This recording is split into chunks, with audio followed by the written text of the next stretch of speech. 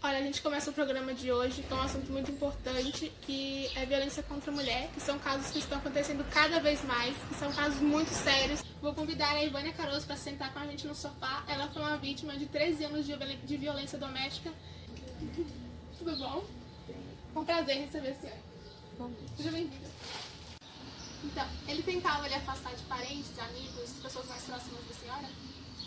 Todas as vezes, inclusive algumas vezes ele me prendia no quarto para que eu não fosse à igreja, que eu não fosse trabalhar. Tinha ciúmes dos alunos, tanto que eu falava para os alunos: olha, se eu estiver com ele no supermercado, em algum lugar, e vocês perceberem que ele está por perto, não me cumprimentem, não falem comigo, para evitar qualquer constrangimento com vocês. A gente vê que isso são casos de... Pra quem não sabe, a Ivânia é professora.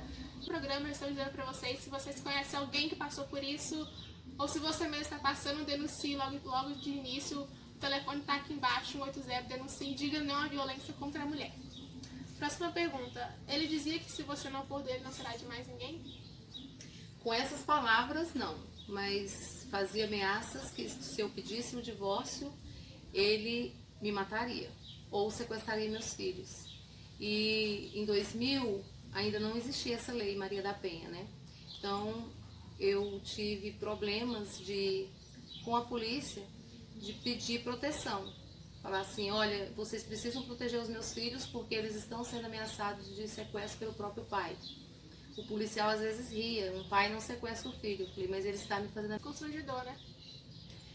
A criança que presencia cenas de violência, ela não tem o desenvolvimento normal. Eu digo isso porque a minha filha, por exemplo, até os 8 anos de idade, ela não conversava com outras pessoas além de mim, da minha mãe e da madrinha dela. Conversava com as coleguinhas, porque ela tinha no olhar algo que poderia acontecer alguma coisa com ela se ela falasse. Ela minha filha, Medo, né? O medo de já expor aquilo. Sofria também essa violência psicológica do pai, medo de sofrer alguma retaliação. Por isso ela não conversava com as pessoas.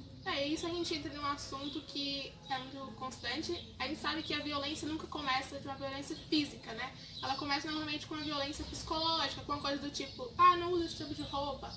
A gente quer dizer que normalmente a pessoa vai, querendo te dar, se mostrar que ela é dona de você, só que você não percebe. Então, saiba que a violência sempre vai começar psicologicamente, né? Exatamente. A psicológica é a pior de todas que eu sofri. Porque o primeiro tapa, ele dói, ele machuca, ele deixa a gente ferido, envergonhado diante da família, da sociedade. Mas a psicológica, ela é pior, porque ela vai tirando de você o seu brilho, tirando de você o gosto de viver, de sorrir, de trabalhar, porque você tem sempre aquela preocupação. Eu ia para a faculdade, quando eu chegava em casa, minhas roupas estavam rasgadas.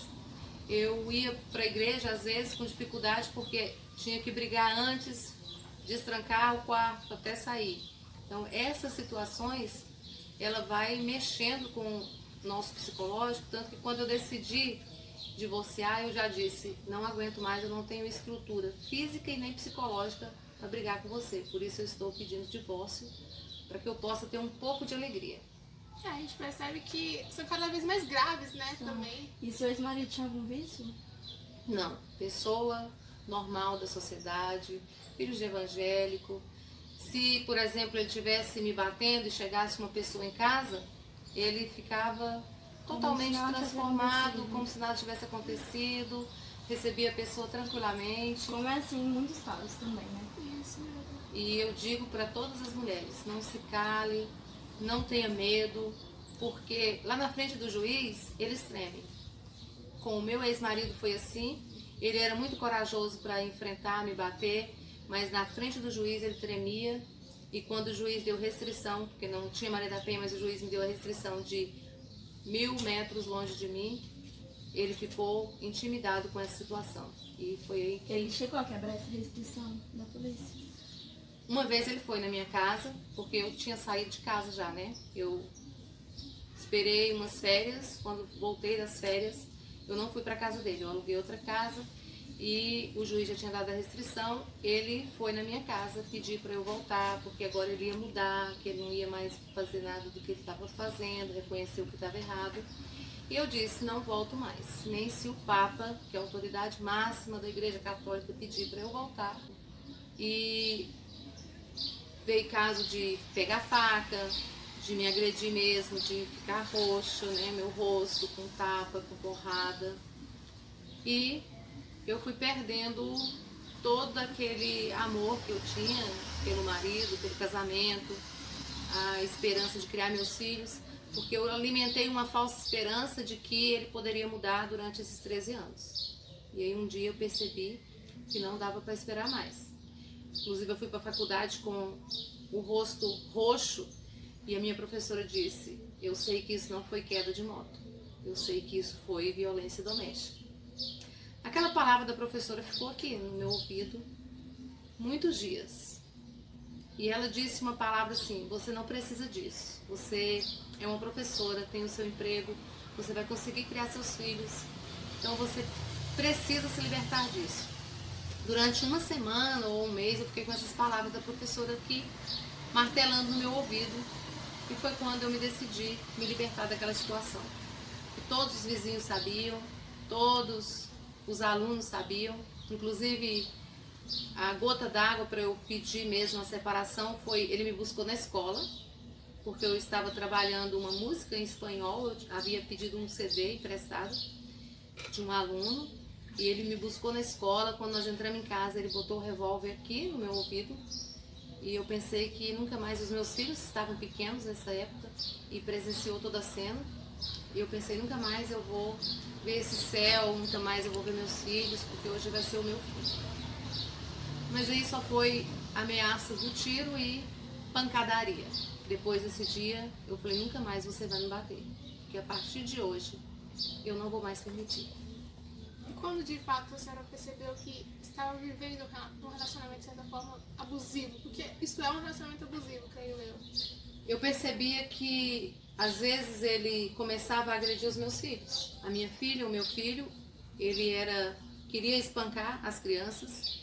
E o que me levou a tomar a decisão foi isso. Eu falei, eu não vou permitir que os meus filhos cresçam nesse ambiente de violento, porque são crianças extremamente inteligentes, são crianças normais, mas que tinham aquele receio de fazer alguma apresentação na escola, participar de algum evento, com medo de retaliação do pai.